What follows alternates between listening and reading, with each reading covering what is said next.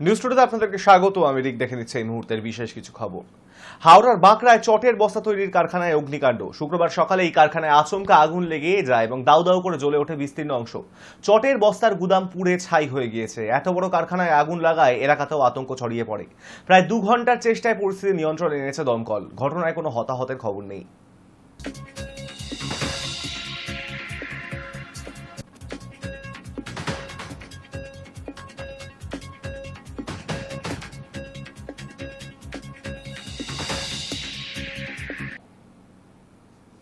বাংলাদেশের শেখ মুজিবুর রহমানের 32 ধানমন্ডির বাড়ি ধ্বংস করে দেওয়া হয়েছে। এই ঘটনাকে দুর্ভাগ্যজনক বলে মন্তব্য করল ভারতের বিদেশ মন্ত্রক।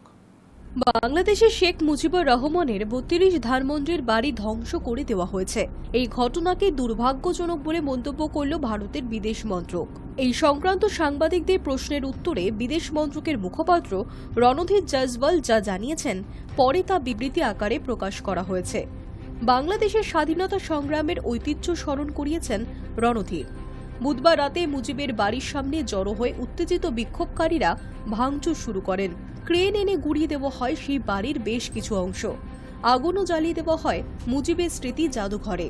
বৃহস্পতিবার এ নিয়ে প্রশ্ন করা হলে বিদেশ মন্ত্রকের তরফে রণধীর বলেন, বঙ্গবন্ধু শেখ মুজিবুর রহমানের বাড়িটি দমন পীড়নের বিরুদ্ধে বাংলাদেশের মানুষের বিরোচিত প্রতিরোধের ঐতিহ্য বহন করে। 5ই ফেব্রুয়ারি সেই বাড়ি ভেঙে ফেলা হয়েছে, যা অত্যন্ত দুর্ভাগ্যজনক। বাংলাদেশের স্বাধীনতা সংগ্রামের গুরুত্ব যারা বোঝেন, তারা এই বাড়ির ঐতিহ্য এবং গুরুত্ব সম্পর্কেও অবহিত। এই ভাঙচুর এবং ধ্বংসলীলার কঠোর সমালোচনা করা উচিত। উল্লেখ্য, গত 5ই আগস্ট বাংলাদেশে গণ আন্দোলনের চাপে প্রধানমন্ত্রীর পদ থেকে ইস্তফা দিতে বাধ্য হয়েছিলেন মুজিব কন্যা শেখ হাসিনা। সেই থেকে তিনি ভারতে রয়েছেন। বুধবার রাতে বাংলাদেশের মানুষের উদ্দেশ্যে ভার্চুয়াল মাধ্যমে ভাষণ দেন তিনি। এই ভাষণের কথা আগে থেকে আওয়ামী লীগ প্রচার করেছিল। তার ফলে হাসিনা বিরোধীরা বিক্ষোভ দেখাতে শুরু করেন। হাসিনার ভাষণ শুরুর আগেই মুজিবের বাড়িতে পৌঁছে যান তারা। ভেঙে ফেলা হয় সেই বাড়ি। ধানমন্ডিতে ভাঙা হয় হাসিনার বাড়ি সুধা সদনও। ধানমন্ডিতে অশান্তি নিয়ে ইতিমধ্যেই বাংলাদেশের অন্তর্বর্তী সরকার বিবৃতি দিয়েছে। তারা এই ঘটনার জন্য দায়ী করেছে হাসিনার উস্কানিমূলক বক্তৃতাকে। ভারতে বসে এ ধরনের ভাষণ যাতে তিনি আর করতে না পারেন, তা নিশ্চিত করতে নয়াদিল্লিতে চিঠি দিয়েছে ঢাকা। বৃহস্পতিবার তলব করা হয়েছিল ঢাকায় নিযুক্ত ভারতীয় উপরাষ্ট্রদূতকেও। হাসিনাকে ফেরত চেয়ে ইতিমধ্যে ভারতকে চিঠি দিয়েছে বাংলাদেশ। হাসিনার বিরুদ্ধে একাধিক অপরাধের অভিযোগ আনা হয়েছে। তাকে বিচার প্রক্রিয়ার মুখোমুখি করতে প্রত্যর্পণ চাওয়া হয়েছে, কিন্তু এখনও সেই বিষয়ে ঢাকাকে কোনো জবাব দেয়নি ভারত সরকার। তার মাঝে মুজিবের বাড়ি ধ্বংসের নিন্দা করল নয়াদিল্লি। High news network. বাংলাদেশের দিকে দিকে ভাঙচুর এবং অগ্নিসংযোগের ঘটনায় কঠোর পদক্ষেপ করা হবে। ধানমন্ডিতে বঙ্গবন্ধু শেখ মুজিবুর রহমানের বাড়ি ভাঙচুরের ঘটনায় দ্বিতীয় বিবৃতি দিল মোহাম্মদ ইউনূসের অন্তর্বর্তী সরকার। বাংলাদেশে দিকে দিকে ভাঙচুর এবং অগ্নিসংযোগের ঘটনায় কঠোর পদক্ষেপ করা হবে। এই ধরনের অশান্তি বরদাস্ত করা হবে না। ধানমন্ডিতে বঙ্গবন্ধু শেখ মুজিবুর রহমানের বাড়ি ভাঙচুরের ঘটনায় দ্বিতীয় বিবৃতি দিল মোহাম্মদ ইউনূসের অন্তর্বর্তী সরকার। বৃহস্পতিবার রাতে প্রধান উপদেষ্টা ইউনূসের সমাজ মাধ্যমে এই বিবৃতি পোস্ট করা হয়েছে। বাংলাদেশে বিক্ষিপ্ত অশান্তির ঘটনায় উদ্বিগ্ন অন্তর্বর্তী সরকার। বিবৃতিতে বলা হয়েছে, অন্তর্বর্তী সরকার গভীর উদ্বেগের সঙ্গে লক্ষ্য করছে কতিপয় ব্যক্তি এবং গোষ্ঠী দেশের বিভিন্ন প্রতিষ্ঠানে ভাঙচুর চালানো এবং অগ্নিসংযোগের চেষ্টা করছে। এই ধরনের কর্মকাণ্ড সরকার শক্ত হাতে প্রতিহত করবে। উস্কানির মাধ্যমে দেশে অশান্তি সৃষ্টি বরদাস্ত করবে না ইউনূসের সরকার। বিবৃতিতে আরও বলা হয়েছে, বাংলাদেশের নাগরিকদের প্রাণ এবং সম্পত্তি রক্ষায় প্রস্তুত অন্তর্বর্তী সরকার। উস্কানিমূলক কাজের মাধ্যমে দেশকে অস্থিতিশীল করে তোলার চেষ্টা হলে তার জন্য দায়ী ব্যক্তি বা গোষ্ঠীর বিরুদ্ধে তাৎক্ষণিক পদক্ষেপ করবে আইন শৃঙ্খলা রক্ষী বাহিনী। দোষীদের বিচার প্রক্রিয়ার মুখোমুখি দাঁড় করানো হবে। অন্তর্বর্তী সরকারের অন্যতম উপদেষ্টা মাহফুজ আলম বাংলাদেশের জনতার উদ্দেশ্যে লিখেছেন, শান্ত হন, সরকারকে কাজ করতে দিন, বিচার ও সংস্কার হবেই। আপনারা গালি দিলেও বলবো থামুন। বুধবার রাত থেকে বাংলাদেশের কিছু অংশে নতুন করে অশান্তি ছড়িয়েছে। শেখ হাসিনা ভার্চুয়াল মাধ্যমে বাংলাদেশের মানুষের উদ্দেশ্যে ভাষণ দেবেন বলে ঘোষণা করেছিল আওয়ামী লীগ। তার ফলে ক্ষুব্ধ হন হাসিনা বিরোধীরা।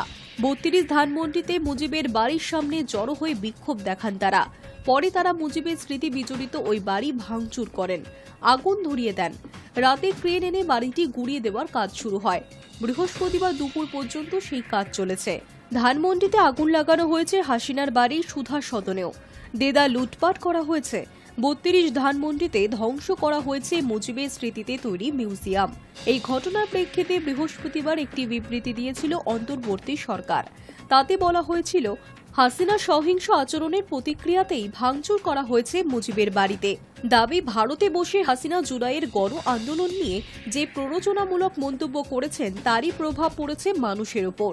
হাসিনা যাতে ভারত থেকে ভার্চুয়াল মাধ্যমে বক্তৃতা করতে না পারেন, নয়াদিল্লিকে তা নিশ্চিত করতে লিখিত অনুরোধও করেছে ঢাকা। তলব করা হয়েছে ঢাকায় নিযুক্ত ভারতীয় উপরাষ্ট্রদূতকেও। তবে দ্বিতীয় বিবৃতির মাধ্যমে দেশের অভ্যন্তরে করা অবস্থান স্পষ্ট করতে চাইল ইউনূসের সরকার। তবে দ্বিতীয় বিবৃতি যখন এলো, ততক্ষণে দেশের অনেক এলাকাতেই ভাঙচুর করে গুড়িয়ে দেওয়া হয়েছে মুজিব এবং তার কন্যার বাড়ি। রেহাই পাননি তাদের আত্মীয়রাও।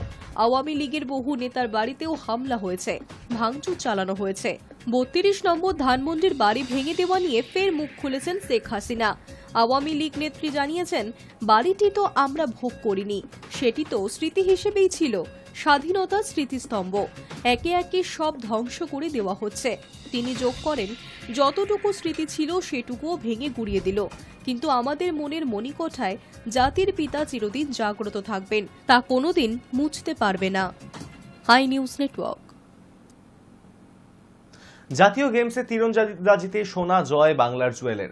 তাকে এক্স হ্যান্ডেলে শুভেচ্ছা জানান মুখ্যমন্ত্রী মমতা বন্দ্যোপাধ্যায়। ৩৮তম জাতীয় গেমসে সোনাজয়ী বাংলার ছেলে জুয়েল সরকার। এবার জাতীয় গেমসে আসর বসেছে উত্তরাখণ্ডে। তীরন্দাজিতে রিকার্ভ ৭০ মিনিট ইভেন্টে সোনা জিতলেন জুয়েল। তাকে এক্স হ্যান্ডেলে শুভেচ্ছা জানান মুখ্যমন্ত্রী মমতা বন্দ্যোপাধ্যায়। জুয়েল সরকার মালদার বাসিন্দা। তিনি ঝাড়গ্রামের বাংলা তীরন্দাজি একাডেমির ছাত্র ছিলেন। ২০১৮ সাল থেকে এই একাডেমিতে অনুশীলন করেন তিনি। সেই সময় তার মাত্র বয়স ছিল ১২ বছর। বর্তমানে ১৯ বছর বয়সী জুয়েল এবার জাতীয় গেমসে সোনা জয় করেছেন।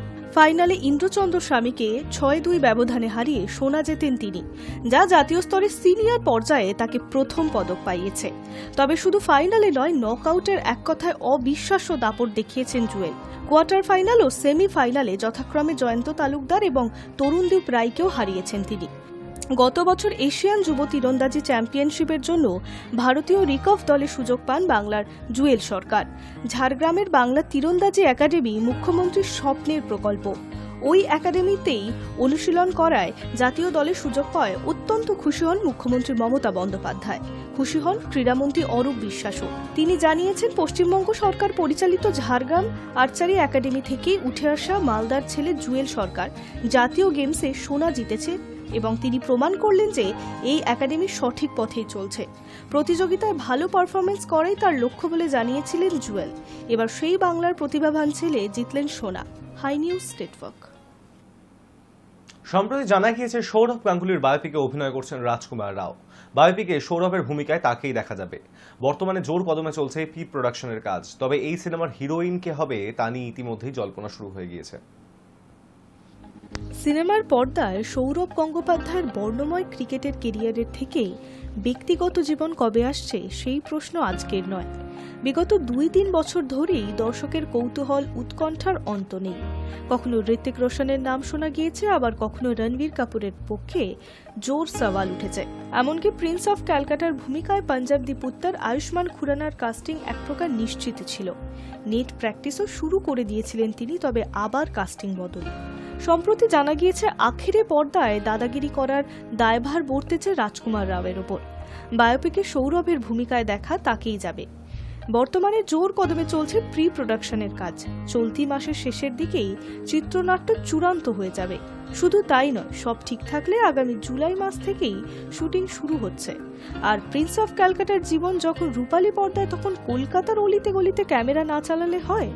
জানা গিয়েছে, সৌরভের বায়োপিকের শুটিং শুরু হবে কলকাতা থেকেই। জুলাই মাসের শেষের দিকে কলকাতায় এসে শুটিং করবেন রাজকুমার রাও। ডোনা গঙ্গোপাধ্যায়ের ভূমিকায় কে থাকবেন, কৌতূহল অস্বাভাবিক নয়। জানা গিয়েছে চলতি ফেব্রুয়ারি মাসের শেষের দিকেই নায়িকার নাম ঘোষণা করা হবে প্রযোজনা সংস্থার তরফে। সৌরভ কন্যা সানা অবশ্য মা ডোনার ভূমিকায় তৃপ্তি ডিমরিকে দেখার ইচ্ছা প্রকাশ করেছিলেন। তার সেই ইচ্ছায় এবার নির্মাতারা শিলমোহর বসাবেন কিনা নজর থাকবে সেই দিকে। প্রসঙ্গত দাদার বায়োপিকের দায়িত্ব বর্তেছে বলিউডের নামজাতা পরিচালকের কাঁধে। লভরঞ্জন অঙ্কুর গার্গের স্বপ্নের প্রজেক্ট।